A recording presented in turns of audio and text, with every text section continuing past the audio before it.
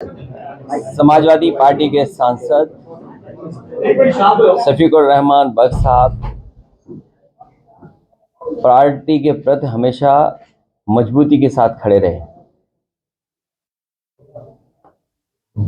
उनके ना रहने पर न केवल समाजवादी पार्टी के लोगों को दुख है, बल्कि उनके लाखों लाख साथी, सहयोगी, मददगार, परिवार के लोग बहुत दुखी रहे।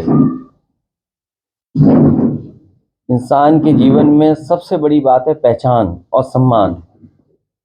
उनके ना रहने पर जिस तरीके से जनता ने सम्मान दिया है, ये बहुत कम लोगों को मिलता है सम्मान। जीवन भर जिसने सेवा की हो, मदद की हो, तभी इसी तरह का प्यार मिल सकता है और सम्मान के साथ जनता आ सकती है। वो उस कड़ी और उस पीढ़ी के नेता थे जो कभी कोई बात छिपाते नहीं थे। अपनी राय, अपना सुझाव या अपना तर्क बहुत स्पष्ट रूप से कहते थे। कई मौके आए जब उन्होंने अपने लोगों की बात रखी। हो सकता है कुछ लोगों को ना पसंद आई हो, लेकिन कम से कम वो ऐसे व्यक्ति थे जो अपने लोगों की बात बहुत सफाई से रखते थे। वो कभी कौन नाराज होगा, कौन क्या सोचेगा, इसके बारे में कम सोचते थे, बल्कि जो बात सही होती थी वो ज़्यादा महत्वपूर्ण समझते थे। लोकसभा में भी मैंने उनको देखा। कई मौक़ों पर विपक्ष के लोगों ने आवाज़ बुलंद कर करके उन्हें दबाने की कोशिश की, लेकिन मैंने अपने आगे देखा, आंखों से देखा कि वो किसी के दबाव में नहीं आते थे। जो बात उन्हें कहनी होती थी वो कह के रहते थे। तो ऐसे नेता को हम लोगों ने खोया है। वो अपने जीवन भर मेहनत कर करके बहुत बड़ी राजनीतिक विरासत इस परिवार को देके गए हैं। इस परिवार को एक बहुत बड़ी पहचान देके गए हैं। जहां वो कई बार विधायक रहे, सांसद रहे, कई दलों में रहे हों, आखिरी में समाजवादी पार्टी में भी थे, पहले भी समाजवादी पार्टी में थे और दल में भी होके आए, लेकिन जनता के प्रति और जनता से जुड़ाव हमेशा बना के रखा उन्होंने। हमें उम्मीद है ये परिवार जो राजनीतिक विरासत बख्श साहब देके गए हैं उसको लेकर के जाएंगे, उसको और संभालेंगे और सजोएंगे और इस विरासत को आगे ले जाने का काम करेंगे। संभल से किसे कैंडिडेट बनाएंगे उनकी विरासत को आगे बढ़ाने के लिए? फिर संभल से कैंडिडेट तैयारी करनी चाहिए। मैं आपसे कह रहा हूं कि पार्टी उनके परिवार के पक्ष में है और आने वाले समय में फैसला भी लेंगे पार्टी। यहाँ उलेमा ने और जनता ने ऐलान किया है कि जियाउर रहमान बख्श को चुनाव लड़ाया जाए, और उन्होंने एक तरफ मैयत रखी थी, दूसरी तरफ वोट डाल रहे थे। इस वफादारी के बाद क्या उनको ये इनाम मिलेगा? ये आपको नहीं सोचना है, उन्हें और हमें और परिवार के लोगों को सोचना है। अनिल जी, एक अहम सवाल, मुसलमानों ने नेताजी पे भरोसा किया, पार्टी पे भी भरोसा किया, समाजवादी पे, और आप पर भी भरोसा किया। आपके लिए मुसलमानों का प्लान ऑफ एक्शन आगे का क्या है? सबसे बड़ी लड़ाई जो इस बार देश में होने जा रही है वो संविधान को बचाने की है। बाबा साहब भीमराव अम्बेडकर जी ने जो संविधान दिया है वो सबको बराबर का हक देता है, बराबर का सम्मान देता है। जिस तरह से कई मौक़ों पर हम लोगों ने कहा है कि कभी समुद्र मंथन हुआ था, इस बार संविधान मंथन होने जा रहा है। एक तरफ वो लोग होंगे जो देश की खूबसूरती रही है, हमारी आपकी गंगा जमुनी संस्कृति, भाईचारा, आपस में प्रेम, और दूसरी तरफ वो लोग हैं जो संविधान को नहीं मानते हैं। तो संविधान मानने वालों की और संविधान पर न चलने वालों के बीच में ये चुनाव होने जा रहा है, और हमें ये पूरा भरोसा है देश की जनता संविधान के साथ और संविधान बचाने वालों के साथ रहेगी। अखिलेश जी, इकबाल मेहमूद साहब और बर्क फैमिली का 36 का आंकड़ा रहा, आज दिल जोड़ने के काम किए हैं आपने। देखिए, ये राजनीति में मैंने यही कहा कि देखिए बख्श साहब किस रास्ते से यहाँ पहुंचे हैं। राजनीति का हर पहलू उन्होंने देखा है, कहाँ शुरुआत हुई, कई बार किन्हीं परिस्थितियों की वजह से दूसरे दल में भी रहे, लेकिन नेताजी और समाजवादी पार्टी के पक्ष में हमेशा बने रहे। अध्यक्ष जी, मेडिकल कॉलेज की सियासत में लगातार शहरों के नाम बदले जा रहे हैं। अब लखनऊ को नाम बदलने की तैयारी है, लक्ष्मणपुर नाम रखा जा रहा है, क्या कहेंगे इसको? लोकसभा से देखिए, ये नाम बदलने से ज़्यादा ज़रूरी है कि नौजवान को रोज़गार दे दें, नौजवान को नौकरी दे दें। नाम बदलने से जनता को उलझाएं नहीं, पेपर लीक ना होने दें। सोचिए हर पेपर लीक हो जाता है इनका, और लीक होने के बाद एक ही एजेंसी उसको जांच दे देते हैं। अभी जो हमारा एक पत्रकार साथी मेडिकल कॉलेज के बारे में पूछ रहा था, अभी सुना है कि केवल बिल्डिंग का उद्घाटन करने गए हैं, वो हॉस्पिटल का उद्घाटन नहीं है, वो बिल्डिंग का उद्घाटन है।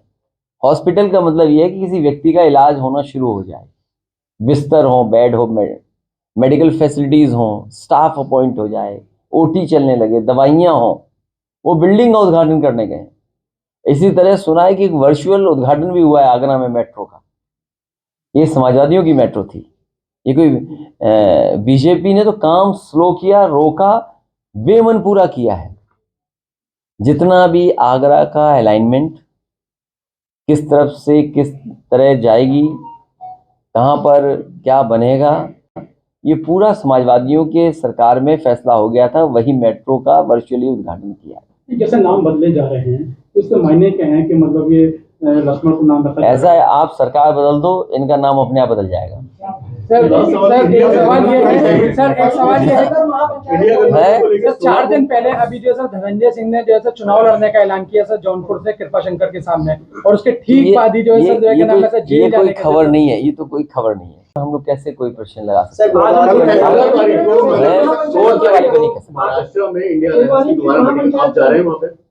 देखिए हमारा काम पूरा हो गया, टिकट बंटवारा हो गया, हमें प्रत्याशी तय करने दो। अभी तुम प्रत्याशी पूछ रहे थे, अब कह रहे तुम वहां चले जाओ।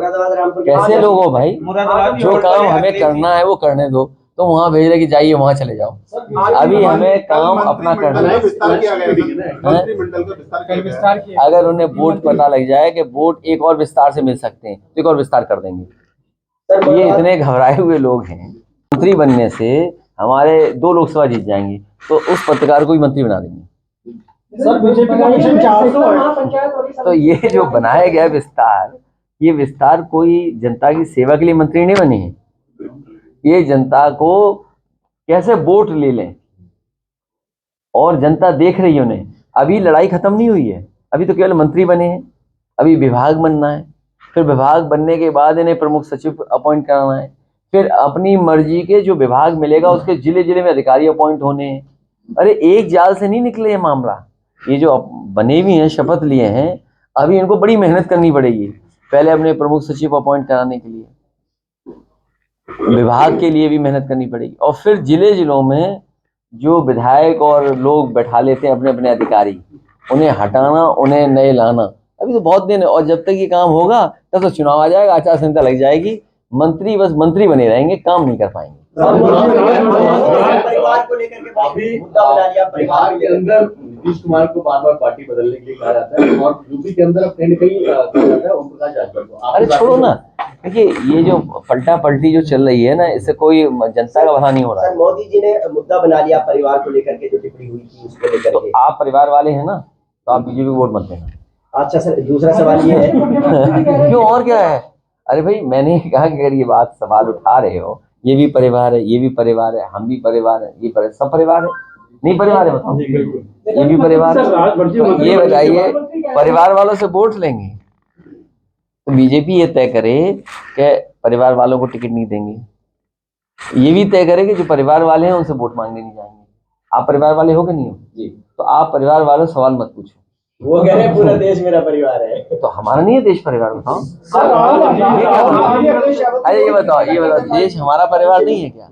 सबका परिवार है देश। प्रधानमंत्री जी एक अभियान शुरू कर रहे हैं सुझाव पेटी का। अब क्या जरूरत है सुझाव? अब तो जाना है उन्हें।